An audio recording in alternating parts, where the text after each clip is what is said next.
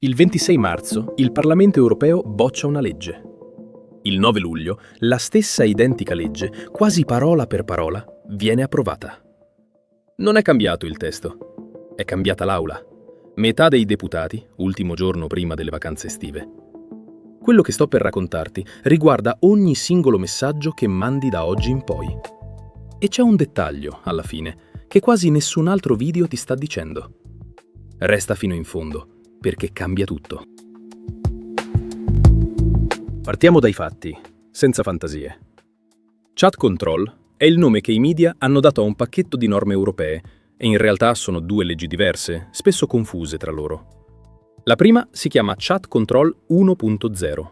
È una deroga alla direttiva e-privacy, nata nel 2021, che permette alle piattaforme, email, chat, social, di scansionare volontariamente i messaggi per cercare materiale di abuso sessuale su minori. Non è un obbligo, è un permesso. La seconda è Chat Control 2.0, il vero pacco grosso. Un regolamento permanente, ancora in negoziato, che punta a rendere quella scansione obbligatoria per legge ed estenderla anche alle chat cifrate. Il 26 marzo 2026 il Parlamento europeo vota sul rinnovo della deroga. Il risultato è netto. 311 voti contrari, 228 favorevoli, 92 astenuti. La proroga viene respinta. Il 3 aprile 2026 la deroga scade. Punto. Game over, si pensa. E invece no.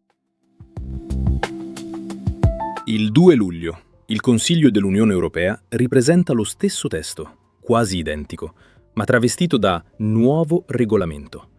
Una scappatoia formale che aggira il divieto di rimettere ai voti una legge già bocciata. La Presidente del Parlamento, Roberta Metsola, riapre il dossier in seconda lettura. Per bloccare la proposta del Consiglio non basta la maggioranza dei presenti. Serve la maggioranza assoluta di tutto il Parlamento.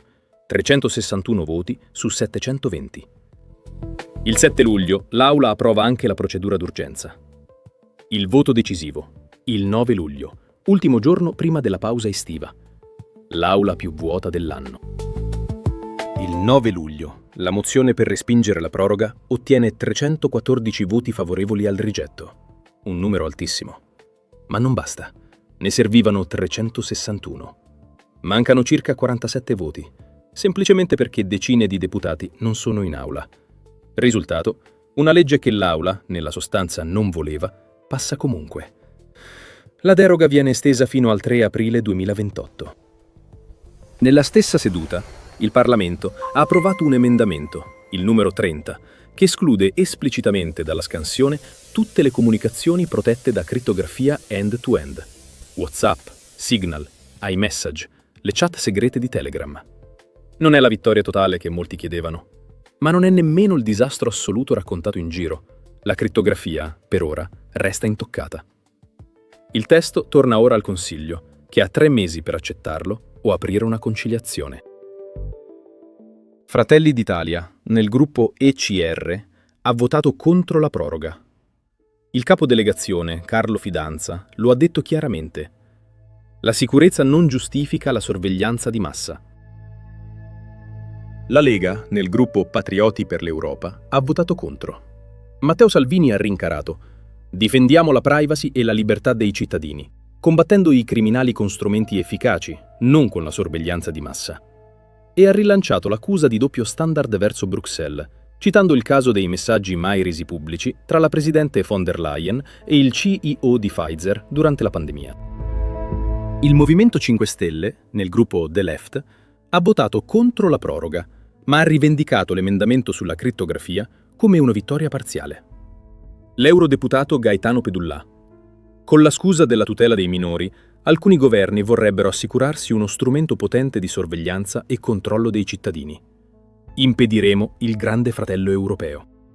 Il Partito Democratico, nel gruppo Socialisti e Democratici, e Forza Italia, nel Partito Popolare Europeo, insieme ai liberali di Renew, hanno invece votato a favore della proroga. Quindi, destra sovranista e sinistra radicale contro il testo, europeisti moderati e socialisti a favore. Uno schieramento trasversale, non il solito destra-sinistra. Anche con la crittografia esclusa, il problema di fondo resta. Stiamo normalizzando l'idea che la scansione di massa delle comunicazioni sia uno strumento accettabile di policy ordinaria. E la vera battaglia, Chat Control 2.0, punta ancora a rendere questa scansione obbligatoria, con il rischio che l'eccezione sulla crittografia venga erosa nei prossimi negoziati. È la dinamica che gli esperti chiamano function creep. Uno strumento nato per un'emergenza specifica che, nel tempo, si allarga ad altri scopi. Non aspettare che la legge cambi. Per le chat davvero importanti, usa Signal, cifratura end-to-end, open source, raccolta minima di metadati. Per navigare, passa a un browser orientato alla privacy come Brave o Firefox, con estensioni come uBlock Origin, e usa motori di ricerca come DuckDuckGo, che non ti profilano. Per le ricerche più delicate, valuta Tor Browser, che rende molto più difficile ricollegare il tuo traffico alla tua identità reale. Riduci la tua superficie esposta, rivedi ogni 6 mesi i permessi delle app, attiva sempre l'autenticazione a 2 fattori e usa un password manager con password uniche per ogni servizio. Il Consiglio ha tempo fino a ottobre per rispondere. Se non accetta le modifiche del Parlamento, si apre la conciliazione e lì la crittografia potrebbe tornare sul tavolo. Questa storia non è finita, è a metà.